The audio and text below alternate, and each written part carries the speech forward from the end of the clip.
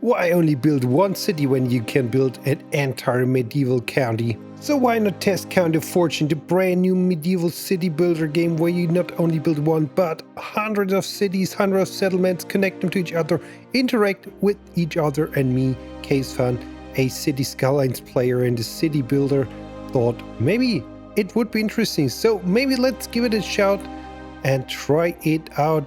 Are you here with me? So let's go. I configure my badge, my name, and of course, we call us CaseFun. So let's get started. Let's get into it. And there we go. This is our brand new map, and this is looking good so far. And we're gonna go right into it and build our first settlement. The tutorial suggests us to build a farm.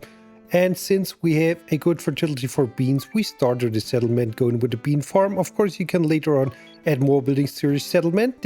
There we go. This is our first settlement with the bean farm surrounding it. We need to select a mayor, and we can see what perks the mayor. And this one has some bonuses for the bean farm. So we, of course, select Ulrich Siegel right here. And there we go.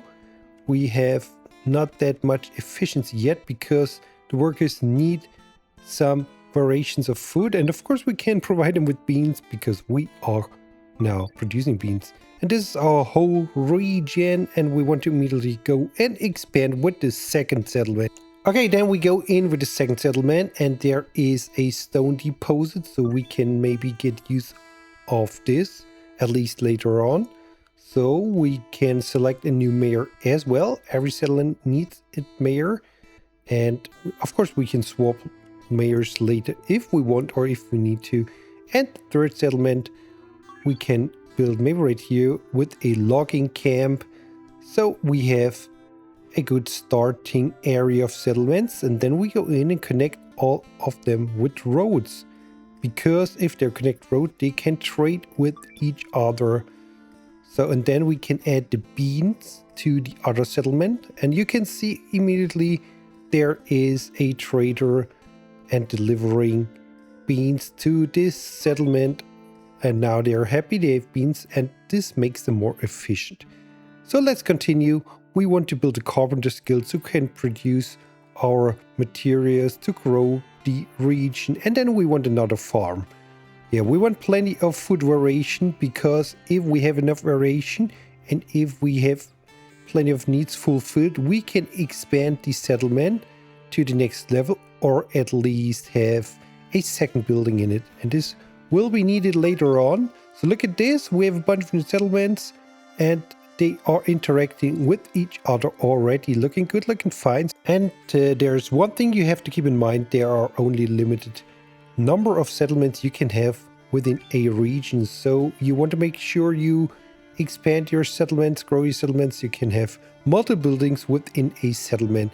You can see what we now produce and what we have surplus of. So for now, we have 2 different food options. And of course, we want to expand it because we have to fulfill all the needs in terms of food and equipment to level up the town. And we need at least 1 equipment to unlock a new building slot in the building menu. So this is the second building slot, and we need to either produce those wooden chests, or we need to produce some clothing for now at least, so we can have a second building, which we absolutely want. So let's see how we can produce wooden chests to provide wing our town right here on the right with a second building slot. So there we go. This is our new town. We can now connect to wing and then hopefully bring some wood to this new town, to Hambleton, and then bring chests to wing, and then we can hopefully unlock the second building slot. By the way, you can of course build bridges. They can be maximum 10 tiles wide, so this works out for here as well. The roads, by the way, are maintained. They cost some maintenance cost, and of course they cost some material when you place them. And you will notice when they get used heavily, they will get wider, and if they're not getting used, they will overgrow. So this is an interesting little detail, And yeah, also the towns dynamically grow and change up their style and their appearance when you, for example, build roads. And there we go, we have now the chests here, the equipment wing. We have unlocked the second building slot for wing, so this is amazing. And what we're going to choose is, I think, the sheep farm, because this is our next step to produce clothing, to level up the towns to level 2. So let's build a sheep farm right here, and then we need somewhere to produce the clothing. Maybe right here we can build another settlement right over there. And by the way, if you like what you see, maybe give a like to this video and maybe subscribe as well as my channel. I do mainly City Skyline stuff, but from time to time I test other games as well. And if you want to see more of this game, let me know in the comments if we should do another episode or not. So let's continue. So we go in, build another settlement where we can produce another source of food, turnip, and then we connect it up, and now we have everything done, except it's now waiting game. And yeah, Wing will have everything. Wing will be the first city to level up because they will have plenty of food options and plenty of equipment options. So everything, every slot will be fulfilled in no time at all. There we go. All the food options and all the equipment options are fulfilled. So we can now level it up to level number 2. And there we go. We've unlocked the level 2 of the city. But now we need to grow a new region, and we go here. We go downstream the river because the tutorial wants us to build a new region, which includes a clay deposit, which we have now here in Hawkshead. Hawkshead, our new capital. And now we do basically the same for the new region. We try to level up Hawkshead, and this is by building a bunch of farms around it, a bunch of carpenters, a bunch of material. So just a bunch of settlements to, in the end, level up Hawkshead, because the next step will be connecting the two regions via a trade route. So let's do this. Let's connect everything up just to provide enough goods for Hawkshead. And it's a little more complicated in terms of farms right here, because the fertility for most of the materials is a little weak, but we will figure it out. Let's see what we can do.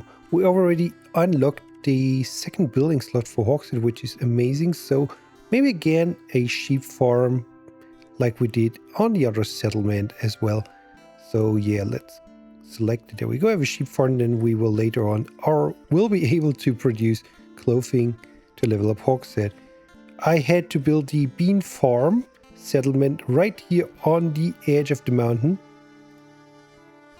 And you can see here's a little bit of a quest. We have some quests coming here and there where you can do some decisions and you maybe get some positive or some negative consequences out of this. In this case, we have to hold a trial, and you just need to pick the best options to most likely win this trial. So I just go through the people and look where we have the best odds to win this one. And then we get some bonuses if we win it for the different kind of cultural people who live in our regions. And maybe sometimes you get some material bonuses as well.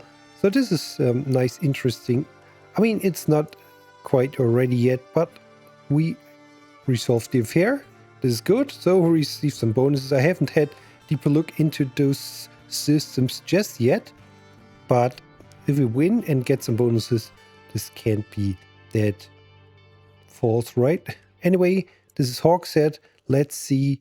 We are able to level it up. We leveled it up already. And what we want to do now is build a raft port, because if we are able to build a raft port on the other region as well, we can then go in and trade between the regions. And maybe we can trade clay. I'm not too sure, but maybe this is an idea. So now let's go to our first region and let's try to squeeze in a raft port into Wing. We have a slot available, I think so, and we have a little bit of water, so it just works. And then we can set up a trade route. Let's pick clay, bring it from the upper forest region to the lower forest region, add a route. Let's add an automatic balance between the regions. So this is a thing you can do. So the game decides how many tons of clay it will trade. But we run into a little bit of a problem. We cannot deliver clay because our boats cannot deliver stuff upstream, only downstream. So for now we need better boats. Okay, let's do another trade route then. Let's deliver fish downstream for the first region to the second region. So this is a start at least, and we will have a deeper look into this if we decide to do another episode. Again, let me know if you like it, if you want to see more of this game. And thank you very much for watching. This is our first boat delivering fish, and I hope I see you back here in my next episode of Chaos Fun. Have a very good one. Bye bye.